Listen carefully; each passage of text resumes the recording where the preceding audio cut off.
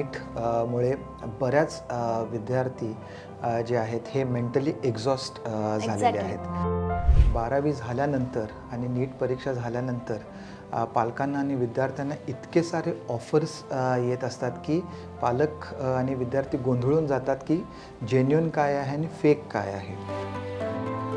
India सोडून रशियाला medical कॉलेजमध्ये ॲडमिशन घेण्याचा तो कल जो वाढलाय त्यामागे काय कारण? विद्यार्थी जे नीट साठी बसत आहेत ते अंदाजे 22 लाख प्लस विद्यार्थी आहेत आणि आपल्याकडं फार मोजक्या सीट आहेत. म्हणजे अंदाजे 1 लाखच्या आसपासच आपल्याकडं गव्हर्नमेंट, प्रायव्हेट आणि डीम्ड विद्यापीठांमध्ये सीट्स आहेत. बऱ्याच ॲड्स पाहायला मिळतात, तर त्यावर कितपत विश्वास ठेवायला हवा? ज्या गोष्टी विद्यार्थ्यांना ऐकायच्या असतात, पालकांना ऐकायच्या असतात, ते रीलच्या मार्फत किंवा काही क्रिएटिव्हच्या मार्फत त्यांचं डे टू डे लाईफ हे इतक्या सोप्या पद्धतीने दाखवलं जातं की विद्यार्थ्यांना वाटतं की हे किती सोपं आहे. जर आपण स्वतः कॉन्फिडंट आहोत की ह्या सगळ्या गोष्टी आपण कंप्लीट करू शकतो, ह्याला सामोरं जाऊ शकतो, अशाच विद्यार्थ्यांनी आता ॲडमिशन करावं. नमस्कार, मी हर्षाली लोकमत सखीमध्ये आपल्या सगळ्यांचं स्वागत करते. तर मंडळी, प्रत्येकाला वाटत असतं की आपल्या फॅमिलीमध्ये एक तरी डॉक्टर असावा जेणेकरून गरजेच्या वेळी आपल्याला त्याचा आधार मिळेल, बरोबर? आता मुलाला किंवा मुलीला डॉक्टर बनवण्यामध्ये आई, बहीण, आजी, ओव्हरऑल पूर्ण फॅमिलीचा खूप मोठा सपोर्ट असतो. स्वतःची नोकरी असेल, घरातली कामं असेल, सगळं काही सांभाळून आपण त्यांना आधार देत असतो, आपण त्यांना सपोर्ट करत असतो. त्यांच्या अप अँड डाऊन्समध्ये आपण त्यांच्यासोबत खंबीरपणे उभं असतो. पण हा कठीण प्रवास सोपा करण्यासाठी रशियाच्या शासकीय वैद्यकीय विद्यापीठांचे भारतातील अधिकृत प्रतिनिधी डॉक्टर अमित कांबळे आपल्यासाठी रशियामध्ये कमी खर्चात MBBS करण्याची सुवर्ण संधी घेऊन आलेले आहेत. मात्र परदेशात MBBS प्रवेश घेण्यापूर्वी नुसतं एक्साइट असून उपयोग नाही, त्याबद्दलची सर्व माहिती असणं सुद्धा तितकंच गरजेचं आहे. परदेशात MBBS प्रवेश घेत असताना नेमके NMCचे इथे येऊन काम करण्यासाठी काय नियम आहेत हे सगळं तुम्हाला माहीत असणं गरजेचं आहे. आणि या संपूर्ण नियमांची माहिती आणि या पूर्ण विषयावर योग्य असं मार्गदर्शन आपण डॉक्टर अमित कांबळे यांच्याकडून घेऊया. त्यामुळे हा पॉडकास्ट शेवटपर्यंत नक्की पहा. सर, तुमचं खूप खूप स्वागत आहे. नमस्कार. नमस्कार सर. तर आजकाल डॉक्टर होणं हे खरं तर स्वप्नच राहिलं आहे, कारण का प्रत्येकाला वाटतं की डॉक्टर होणं खरंच टफ आहे. आणि सगळ्यात महत्त्वाचं म्हणजे डॉक्टर होण्याआधी विचार येतो तो खर्चाचा. म्हणजे त्या लेवलचा खर्च येतो, तो आपण अफोर्ड करू शकतो का, हे सगळे प्रश्न येतात. सो एकंदरीत याच विषयावर आता बोलताना सगळ्यात सुरुवातीला रीनीट म्हणजे ज्यांना काही कारणांमुळे नीट परीक्षा पुन्हा द्यावी लागते, त्या विद्यार्थ्यांचा आणि पालकांचा काय पद्धतीने त्यांची मानसिक स्थिती होते यामुळे? आताच आपण सगळ्यांनी पाहिलेलं आहे की रीनीट मुळे बऱ्याच विद्यार्थी जे आहेत हे मेंटली एक्झॉस्ट झालेले आहेत.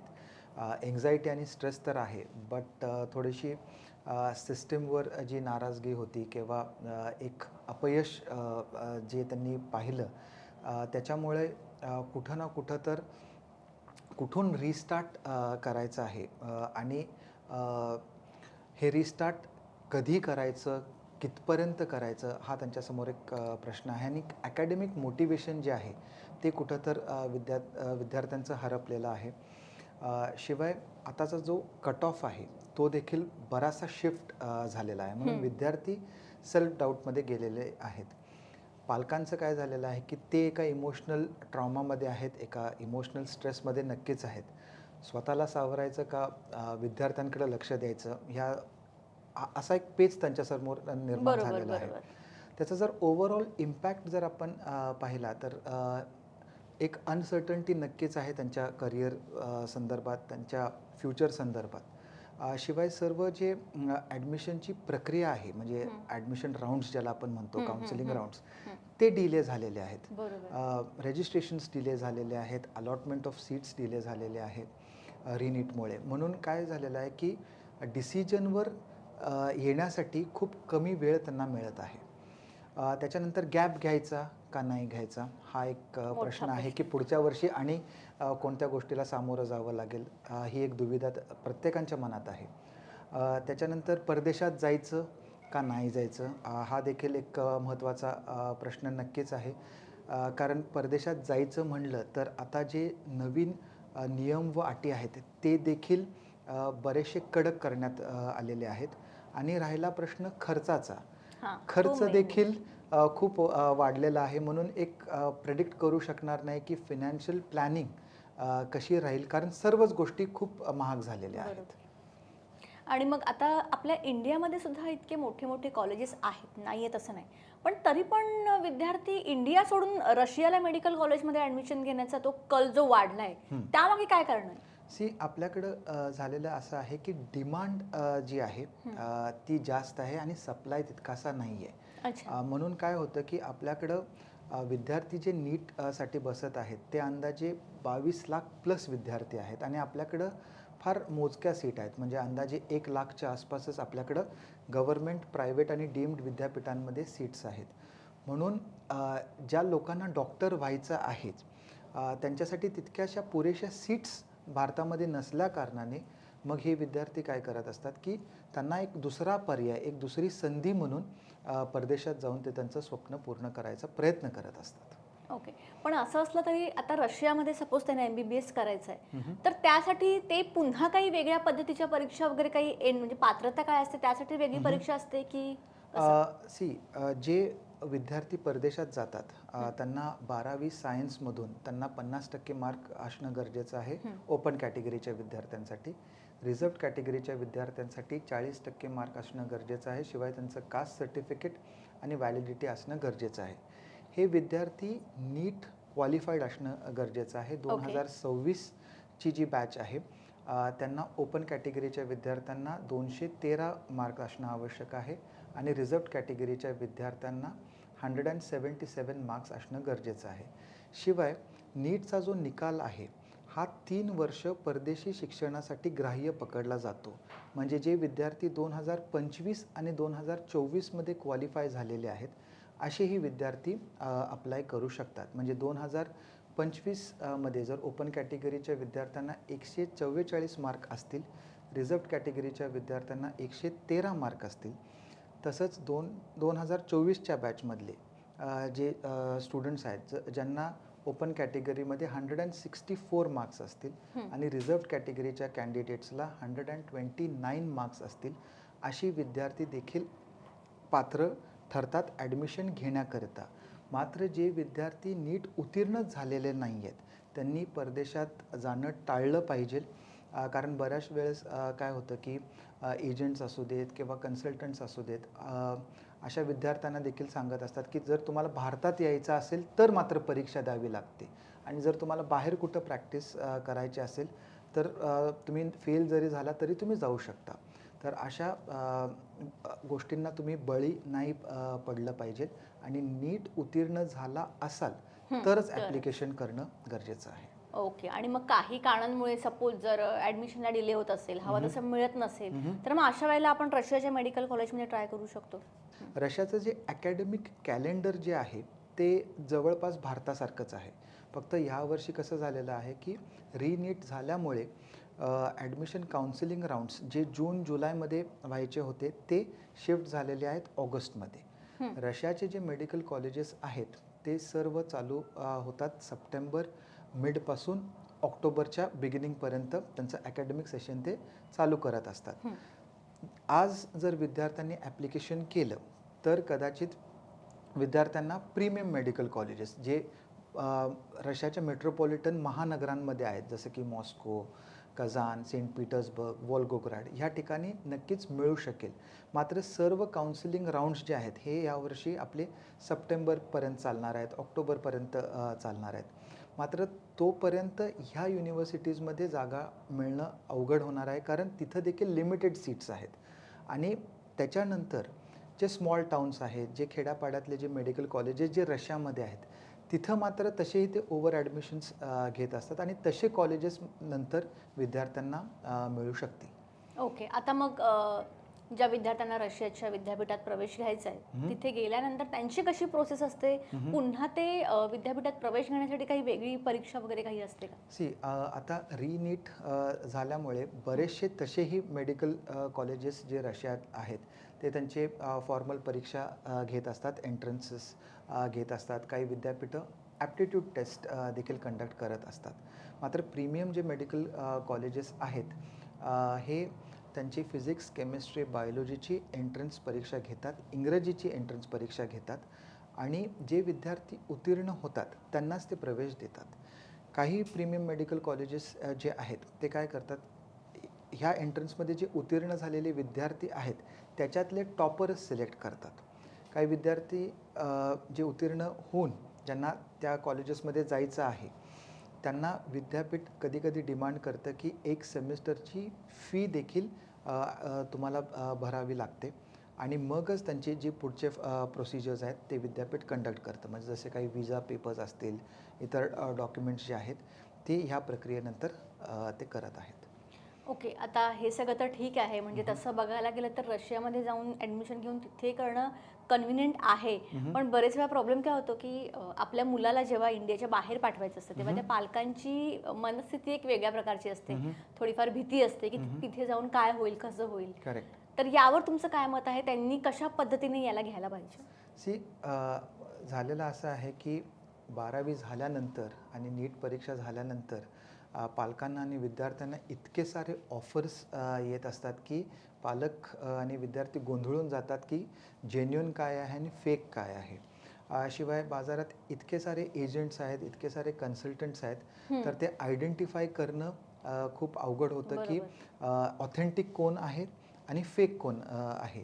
ह्याच्या मध्ये सगळ्यात इझी मार्ग जो आहे, ज्या कंट्रीमध्ये आपल्याला जायचं आहे आणि ज्या विद्यापीठात आपल्याला आपल्या चॉईसचं आहे तिथल्या वेबसाईट विद्यापीठाची पाहून त्यांचे इंडियातले पार्टनर्स कोण आहेत हे चेक करण्याची गरज आहे. दुसरी गोष्ट काय झालेली आहे की सोशल मीडियामुळे काय झालेलं आहे की बरेचसे इन्फ्लुएन्सर्स किंवा बऱ्याचशा विद्यार्थी जे तिथं शिकत आहेत त्यांच्या संपर्कात देखील विद्यार्थी असतात आणि ते देखील हमी देत असतात की आम्ही तुमचं ॲडमिशन करतो. सो तो एक गोंधळ नक्कीच पालकांना आणि विद्यार्थ्यांना होत असतो. डिसिजन घेणं खरं तर गरजेचं असतं. आणि आता झालेलं असं आहे की जे रेग्युलेशन्स आहेत म्हणजे NMCचे म्हणजे नॅशनल मेडिकल कमिशनचे काही अतिशय कडक नियम आहेत. ते कोणते नियम आहेत की जर विद्यार्थी परदेशात गेला, ज्या विद्यापीठात, ज्या शहरात, ज्या देशामध्ये तो गेलेला आहे त्याच विद्यापीठातून त्यांनी त्याचं एज्युकेशन कंप्लीट करण्याची गरज आहे. म्हणजे ट्रान्सफर्स अलाउड नाही आहेत. हा संपूर्ण कोर्स जो आहे हा इंग्रजी माध्यमातूनच कंप्लीट होणं गरजेचं आहे आणि कोर्स कंप्लीट झाल्यानंतर त्यांना 1 वर्षाची इंटर्नशिप कोर्स नंतर करावी लागणार आहे. म्हणजे इंटिग्रेटेड इंटर्नशिप ही चालणार नाही आहे. ते झाल्यानंतर इंटर्नशिप कंप्लीट केल्यानंतर विद्यार्थ्यांना तिकडचे जे लोकल स्टुडंट्स आहेत त्यांना त्या कंट्रीमध्ये लायसन्स घेण्यासाठी जी प्रक्रिया करावी लागते म्हणजे काही एंट्रन्स परीक्षा असू शकते किंवा काही इंटरव्ह्यूज असू शकतात, ज्या गोष्टी तिकडच्या लोकल लोकांना ॲट पार करावी लागते त्यांचं लायसन्स ऑब्टेन करण्यासाठी त्या देशाचं, ते आता आपल्या विद्यार्थ्यांना देखील करावं लागणार आहे. आणि जोपर्यंत ते लायसन्स ते ऑब्टेन करत नाहीत तोपर्यंत त्यांना आता भारताची परीक्षाच देता येणार नाही आहे. मग भारताची परीक्षा उत्तीर्ण झाल्यानंतर त्यांना इथं 1 वर्षाचं कंपल्सरी क्लिनिकल रोटेशन आहे आणि हे सर्व प्रक्रिया जी आहे त्यांना 10 वर्षात करावी लागणार आहे.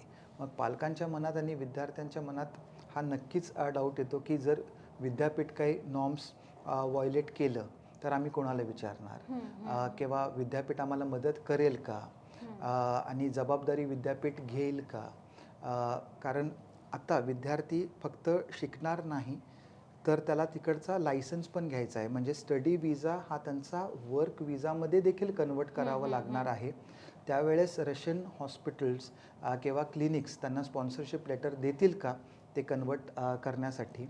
आणि जर ह्या कोणत्याच गोष्टी झाल्या नाहीत तर ती डिग्री इनव्हॅलिड होण्याची देखील भीती आज विद्यार्थ्यांसमोर आणि पालकांसमोर नक्कीच आहे. कारण ह्याच्यामध्ये कोणतेही कन्सल्टंट किंवा कुणीही काही जरी सांगितलं तरी जी NMCची गाईडलाईन्स आहेत त्याच्यात अतिशय क्लिअर ह्याच्यात म्हणलेलं आहे की ही संपूर्ण जबाबदारी जी आहे ही विद्यार्थ्यांची आहे. जाण्यापूर्वी ह्या सगळ्या गोष्टी तपास करून घेण्याची, चेक करून घेण्याची.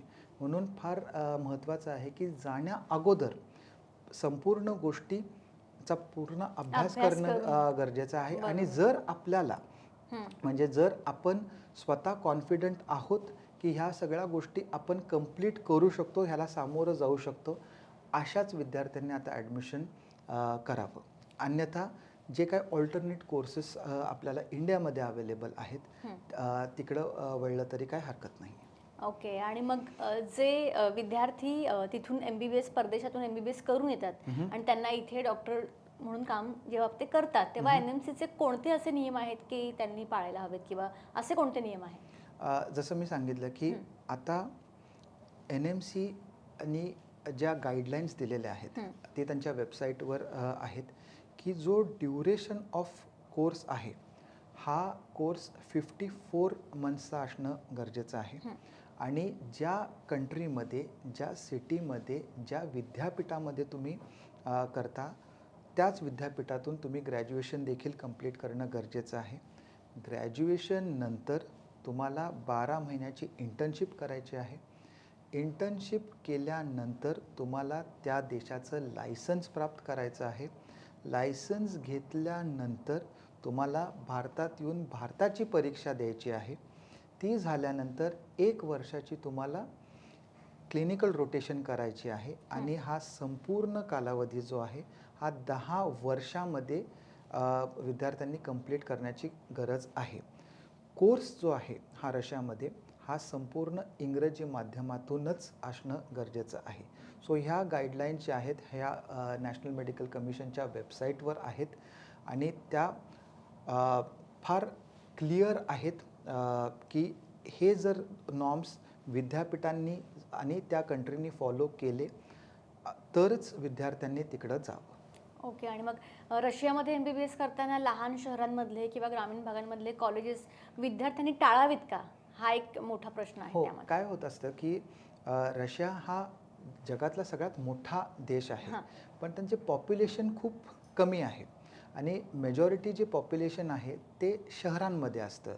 म्हणजे मॉस्को, सेंट पीटर्सबर्ग, कझान, वॉल्गोग्रॅड. ह्याचं रिझन काय? कारण तिथं कामानिमित्त, व्यवसायानिमित्त, चांगल्या एज्युकेशन निमित्त, चांगले हेल्थ केअर, डॉक्टर्समुळं हे पॉप्युलेशन शहरांमध्ये असतं. आता छोट्या शहरांमध्ये म्हणजे रशियाची जी स्मॉल टाउन्स आहेत, विलेजेस आहेत, खेडेपाडी आहेत, तर तिथं काय असतं पॉप्युलेशनच कमी असतं. मात्र तिथं देखील विद्यापीठ असतं आणि तिथं खूप जास्ती विद्यार्थी जात असतात. आता पॉप्युलेशन कमी असल्याकारणाने तिकडच्या क्लिनिक्समध्ये, हॉस्पिटल्समध्ये जो दररोज येणारा जो पेशंट आहे तो कमी असतो. म्हणजे क्लिनिकल व्हॉल्यूम त्यांचा कमी असतो. पेशंटच कमी असल्याकारणाने विद्यार्थ्यांना क्लिनिकल एक्सपोजर मिळत नाही आणि प्रॅक्टिकल ट्रेनिंग मिळत नाही. म्हणजे जो अभ्यास त्यांनी थिअरीमध्ये केलेला आहे त्याच्यावरच त्यांना अवलंबून राहावं लागतं. आणि होतं असं की त्यांना वाटत असतं की आपल्याला सर्व येत आहे कारण थिअरोटिकल नॉलेज असतं ते. आणि जेव्हा ते प्रॅक्टिकली इम्प्लिमेंट करण्यासाठी त्यांच्याकडं ह्युमन पेशंट्स नाही आहेत म्हणून त्यांना तिकडच्या प्लास्टिक बॉडीज किंवा डमीजवर ह्या सर्व प्रक्रिया करावे लागत असतात. आणि जेव्हा हे विद्यार्थी भारतात येतात तेव्हा ते FMG सारख्या जी कठीण परीक्षा आहे त्याच्यामध्ये त्यांना अपयश येतं. मग त्यांना लक्षात येतं की हा जो फाउंडेशन त्यांचा आहे तोच फार वीक आहे. छोट्या शहरांमध्ये कसं परवडणाऱ्या बजेटमध्ये युज्युअली मेडिकल कॉलेजेसचं शिक्षण असतं. आता आपण जर पकडलं की प्रत्येक वर्षाला विद्यार्थ्यांनी एक 2 लाख रुपये 3 लाख रुपये वाचवले आणि जर हा FMGमध्ये फेल झाला विद्यार्थी तर त्याला त्याच्या कोचिंगसाठी, त्याच्या रेंटसाठी, त्याच्या जिथं तो राहतो त्याचं भाडं भरण्यासाठी, ट्रॅव्हलिंगसाठी, जेवणासाठी अंदाजे 2 ते 3 लाख रुपये लागू शकतात. शिवाय तो 6 महिने त्याचे गमावतो. परत एकदा फेल झाला तर तितकेच पैसे त्याला अजून अधिक भरावे लागतात. सो काय होतं की हे समजून घेण्याची गरज आहे की आज पालकांना आणि विद्यार्थ्यांनी हे समजून घेण्याची गरज आहे की फक्त तिथं जाणं महत्त्वाचं नाही तर क्वालिटी एज्युकेशन जिथं आहे त्याच्यामध्ये इन्व्हेस्ट करणं जास्ती महत्त्वाचं आहे. कारण बऱ्याच वेळेस अगोदर काय होतं, मानसिकता काय होती की कॉलेज कितीही चांगलं असू देत, कितीही खराब असू देत, आम्हाला आमच्यावर विश्वास आहे स्वतःवर आणि आम्ही तिथं जाऊन अभ्यास करणार आणि तिथून परीक्षा भारताची देणार आणि प्रॅक्टिस करावी लागणार. हा निर्णय आता एक धोक्याचा इशारा आहे. कारण ह्या मानसिकतेमुळं काय होऊ शकतं की तुम्ही तुमचं फक्त करिअरच रुईन करणार नाही तर ते डिस्ट्रॉय देखील करू शकता. कारण ह्या जूनचा FMGचा निकाल जो लागलेला आहे 13% तो फक्त 13% च्या आसपास लागलेला आहे आणि तो खूप अलार्मिंग आहे. सर अजून एक विचारायचं राहून गेलं की FMGचं जसं आपलं डिस्कशन झालं, हो. 13% रिझल्ट लागला. हो. तुम्हाला काय वाटतं याच्यामध्ये काय कारण असू शकतं? जर मेजॉरिटी जर आपण बघितलं की क्वालिटी ऑफ एज्युकेशन जी भारतामधली आहे आणि जी परदेशातली आहे ह्याच्यामध्ये नक्कीच तफावत तर आहेच आणि क्वालिटी हा शब्द फार महत्त्वाचा आहे. दुसरी गोष्ट जी आहे की जरी विद्यार्थी परदेशात जाऊन इंग्रजी माध्यमातून जरी शिकत असतील तरी त्यांच्याकडे जो येणारा पेशंट आहे त्यांना इंग्लिश येईलच ह्याची काही खात्री नाही आहे. म्हणून त्या पेशंट्सबरोबर त्यांना संवाद जे आहे ते त्यांच्या लोकल लँग्वेजमध्येच करावं लागणार आहे आणि कदाचित आपले विद्यार्थी तिथं थोडेसे कमी पडत असू शकतात. कारण जर संवादच झाला नाही तर काय होतं की त्यांना कळणार नाही की पेशंटचे कंप्लेंट्स काय आहेत आणि त्याच्यामुळे त्यांची जी केस हिस्ट्री असते ते लिहू शकत नाहीत. केस हिस्ट्री जर लिहिली नाही तर डायग्नोज करता येणार नाही आणि जर डायग्नोजच झाला नाही तर ट्रीटमेंट कशी करणार. बरोबर. म्हणून ते काय करतात की छोट्या विद्यापीठांमध्ये काय होतं की पेशंटच नसल्याकारणाने प्लास्टिक बॉडीज किंवा डमीजवर त्यांना काम करावं लागतं आणि थिअरोटिकल नॉलेजवर डिपेंडंट राहावं लागतं. म्हणून क्लिनिकल एक्सपोजर मिळत नाही आणि प्रॅक्टिकली ते त्यांचं ट्रेनिंग कंप्लीट करू शकत नाही. हे एक रिझन असू शकतं. दुसरं एक रिझन मला वाटतं की डिझीज प्रोफाईल जो आहे तो पण कधी कधी मिसमॅच असतो बऱ्याचशा देशांमध्ये. ते आपल्याला बघायला मिळतं. त्यानंतर जे छोट्या शहरांमध्ये जे विद्यार्थी जातात खेड्यांमध्ये टाउन्समध्ये तिथं काय असतं की फार सोप्या पद्धतीची काही MCQची टेस्ट्स असू देत किंवा वायवा स्वरूपातली परीक्षा घेतली जाते. भारतामध्ये परीक्षा कशी असते रिटन असते, त्याच्यानंतर प्रॅक्टिकलची परीक्षा असते आणि मग काही कॉन्सेप्च्युअल टेस्ट देखील असतात. म्हणजे ही परीक्षाच टफ असते. मग त्यांना कसं अंगवळणी पडलेलं असते एका सोप्या पॅटर्नची. म्हणून ते काय करत असतात त्यांचा जो सेल्फ स्टडी आहे तो सेल्फ स्टडीच्या बेसिसवर त्यांना वाटत असतं आणि काही एक्सटर्नल ॲप्सची मदत घेऊन त्यांना वाटत असतं की जे अभ्यास ते करत आहेत तो इनफ आहे. आणि मग जेव्हा FMG सारख्या परीक्षेमध्ये त्यांना अपयश येतं तेव्हा त्यांना कळतं की बाबा त्यांचं फाउंडेशन वीक आहे. म्हणून क्वालिटी एज्युकेशन घेण्यासाठी जे विद्यापीठ त्याची हमी देते आणि जिथून जो FMG पासिंग रेशो आहे, ग्रॅज्युएशन रेशो आहे आणि जे NMCचे जे आत्ता जे नॉर्म्स आहेत ते फॉलो करून आपण ह्या संपूर्ण जर्नीमध्ये आपल्याला हे झेपेल का अशाच विद्यार्थ्यांनी आता परदेशात जावं. अन्यथा काही ऑल्टरनेट कोर्सेस जे भारतामध्ये आहेत ते केले तरी चालू शकेल. ओके. आणि मग एकंदरीत तुम्हाला काय वाटतं जर इंडियामधून बाहेर MBBS करायचं असेल तर त्या विद्यार्थ्यांनी काय विचार करावा म्हणजे जेणेकरून फायनान्सच्या दृष्टीने पण असेल आणि जसं तुम्ही म्हणालात की छोट्या कॉलेजमध्ये त्यांनी जाणं योग्य नाही, तर अशा वेळेला आता तुम्ही ज्या पद्धतीने एक्सप्लेन करत आहात त्यांना जर हे सगळं गायडन्स हवं असेल तर ऑनलाईन ते कुठे सर्च करू शकतात? आमची जी ऑफिशियल वेबसाईट आहे ती आहे www.akcindia.com. ज्याच्यावर सर्व जे प्रीमियम युनिव्हर्सिटीज आहेत, वर्ल्ड हेल्थ ऑर्गनायझेशन मान्यताप्राप्त जे युनिव्हर्सिटीज आहेत त्याची सर्व यादी तुम्ही चेक करू शकता. शिवाय जे विद्यार्थी रशियाला गेलेले आहेत तिथून त्यांचा कोर्स कंप्लीट केलेला आहे, भारतामध्ये काम करत आहेत, पोस्ट ग्रॅज्युएशन ज्यांनी कंप्लीट केलेलं आहे त्यांच्या टेस्टिमोनियल्स तुम्ही पाहू शकता, त्यांचे सक्सेस स्टोरीज तुम्ही पाहू शकता. शिवाय त्यांच्या पालकांची देखील टेस्टिमोनियल्स तुम्ही नक्कीच आमच्या यूट्यूब चॅनलवर पाहू शकता, जे आहे youtube/akcindia.com ह्या चॅनलवर. ओके. आता आम्ही जी सोशल मीडिया हा आपल्या लाईफचा एक पार्ट झाला, सो जसं तुम्ही आता डिटेलमध्ये ब्रीफमध्ये सांगितलं तर काही इन्फ्लुएन्सर थोडक्यात तिथे MBBS करणार असं बऱ्याच ॲड्स पाहायला मिळतात, तर त्यावर कितपत विश्वास ठेवायला हवा? काय होतं की एक ॲझम्पशनच्या बेस्डवर एक इल्युजन क्रिएट केलं जातं की मी एजंटच नाही आहे, मी कन्सल्टंटच नाही आहे, मी तुमचा इथला मोठा भाऊ आहे, मोठी बहीण आहे, इथला चांगला फ्रेंड आहे, ह्या संपूर्ण देशाचा मी खूप चांगला अभ्यास केलेला आहे, मला सर्व सिस्टीम इकडची माहीत आहे. आणि ज्या गोष्टी विद्यार्थ्यांना ऐकायच्या असतात, पालकांना ऐकायच्या असतात, ते रीलच्या मार्फत किंवा काही क्रिएटिव्हच्या मार्फत त्यांचं डे टू डे लाईफ हे इतक्या सोप्या पद्धतीने दाखवलं जातं की विद्यार्थ्यांना वाटतं की हे किती सोपं आहे. मात्र त्याच्या मागचं इंटेन्शन जे आहे ते देखील समजून घेण्याची गरज आहे, की अभ्यास करणारे विद्यार्थी जे असतात ते अभ्यास करत असतात. सो पालकांनी त्याच्या मागचं इंटेन्शन जे आहे हे समजून घेणं गरजेचं आहे. कारण ते जे सांगतायत ते त्यांचा जे अनुभव आहे ते जस्टिफाय करत असतात, की त्यांनी देखील खूप सारे कॉलेजेस बघितले, खूप सारे एक्सपिरियन्सेस घेतले आणि त्यांनी हे कॉलेज हे केलं. म्हणजे कोण आपल्या कॉलेजला खराब म्हणणार नाही आहे. सो हे लक्षात ठेवणं गरजेचं आहे, की त्या इन्फ्लुएन्सरचं किंवा त्या व्यक्तीचं जे त्यांचं कॉलेज प्रमोट करत आहेत त्यांच्या त्यांच्या वेनी, त्यांना विद्यापीठांनी काही तसं ऑथरायझेशन दिलेलं आहे का? किंवा त्यांचे पर्सनल ॲफिलिएशन्स काय आहेत? आणि सगळ्यात महत्त्वाचा जो भाग आहे, हे जे इन्फ्लुएन्सर्स आहेत, हे विद्यार्थ्यांची जबाबदारी घेणार आहेत का? म्हणून आपले काही पैसे वाचवण्याच्या जो आपला सगळा प्रयत्न आहे, तो प्रयत्न करण्याच्या अगोदर ह्या सगळ्या गोष्टी देखील पाहणं फार गरजेचं आहे असं मला वाटतं. ओके. आणि मग आता मेन मुद्दा रशियामध्ये जाऊन MBBS करणं म्हणजे एकंदरीत परदेशात जाऊन MBBS करणं, याला ओव्हरऑल किती खर्च येतो? कारण का तो हा एक खूप महत्त्वाचा मुद्दा आहे का मिडल क्लास फॅमिली? करेक्ट.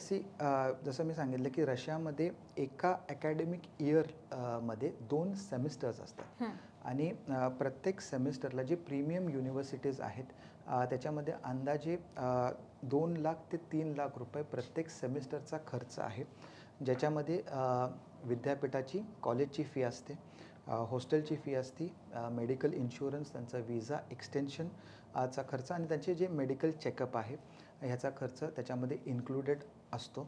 शिवाय विद्यार्थ्यांना त्यांच्या पर्सनल एक्सपेंडिचरसाठी अंदाजे 8 ते 10 हजार रुपये प्रत्येक महिन्याला लागू शकतात त्यांच्या जेवणासाठी किंवा त्यांच्या ट्रान्सपोर्टेशनसाठी, बसेस, ट्रॅम्स जे त्यांचे रूट्स आहेत आणि मोबाईल रिचार्ज. शिवाय येण्या-जाण्याचं विमानाचं तिकीट देखील थोडंसं महाग झालेलं आहे. So that cost also has to be included in the price. म्हणजे ओव्हरऑल जर बघायला गेलं तर एज्युकेशनची थोडीशी कॉस्ट नक्कीच वाढलेली आहे. ओके. म्हणजे जेन्युइनली तुम्ही जे आहे ते सांगितलं. म्हणजे हो. फ्लाईटच्या दृष्टीने थोडंफार वर खाली, पण हो. तिथे राहण्याची सोय वगैरे आहे हो आहे. उत्तम असेल. कसं Yes. असतं तिथलं हॉस्टेलची व्यवस्था असेल किंवा बाकीच्या गोष्टी? करेक्ट. आता ज्या विद्यापीठांमध्ये आम्ही आमचे विद्यार्थी रेकमेंड करत असतो तर त्या सर्व विद्यापीठांना त्यांचे गव्हर्नमेंट हॉस्टेल्सची सोय आहे. आता काही युनिव्हर्सिटीजमध्ये जे गव्हर्नमेंट हॉस्टेल्स आहेत ते कॅम्पसमध्ये आहेत आणि काही जे हॉस्टेल्स आहेत ते सिटी सेंटरमध्ये देखील आहेत. म्हणजे 3 ते 4 स्टॉप्स विद्यापीठाच्या कॅम्पसपासून ते आहेत. सो युज्युअली रशियामध्ये मुलींचे आणि मुलांचे सेपरेट फ्लोअर्स असतात आणि प्रत्येक रूमचा जर विचार केला तर study table, chair, bed, wardrobe, त्याच्यानंतर थंड गरम पाण्याची सोय, अटॅच्ड किचन्स आहेत, टॉयलेट, बाथरूम, रीडिंग रूम्स असतात, जिम्नेझियम आहे, रिक्रिएशन कॉम्प्लेक्स असतं. त्याच्यानंतर हा संपूर्ण जे कॅम्पस आहे that is under surveillance, security guards आहेत. त्याचप्रमाणे प्रत्येक हॉस्टेलच्या जवळ फार्मसी आहे, ग्रॉसरी स्टोअर्स आहेत आणि बस आणि ट्रॅमचे जे स्टॉप्स आहेत ते देखील जवळ आहेत, ज्याच्याने विद्यार्थी फक्त युनिव्हर्सिटीजमध्येच त्यांचे क्लास लागत नाहीत तर त्यांना जे क्लिनिकल बेसिस आहेत किंवा हॉस्पिटल्स आहेत तिथं देखील त्यांना ट्रॅव्हल करावं लागतं. मात्र हे लक्षात घेणं अतिशय गरजेचं आहे की जिथं तुम्ही चाललेला आहात, ज्या विद्यापीठात तुम्ही अप्लाय करत आहात तिथं त्या विद्यापीठाचं गव्हर्नमेंट हॉस्टेल आहे का नाही हे चेक करणं खूप गरजेचं आहे. ओके. आता आपण 4 दिवस जरी इंडियाच्या बाहेर गेलो तरी आपले खाण्याचे थोडे हे होतात. म्हणजे प्रत्येक वेळी आपल्याला सगळीकडचं जेवण नाही आवडत. करेक्ट. तर सपोज त्या विद्यार्थ्यांना तिथलं जेवण नको असेल, त्यांच्याकडचं इथलं जेवण हवं असेल, तर त्याला काही ऑप्शन आहे का? सो रशियामध्ये व्हेजिटेरियन आणि नॉन व्हेजिटेरियन इंडियन जेवण मिळतं. जे मोठे शहरं आहेत तिथं टिफिन सर्व्हिसेस आहेत, इंडियन रेस्टॉरंट्स आहेत आणि प्रायव्हेट मेसची सोय आहे. हॉस्पिटल्स, क्लिनिक्समध्ये आणि युनिव्हर्सिटी कॅम्पसेसमध्ये मात्र विद्यार्थ्यांना रशियन लोकल फूड मिळू शकतं.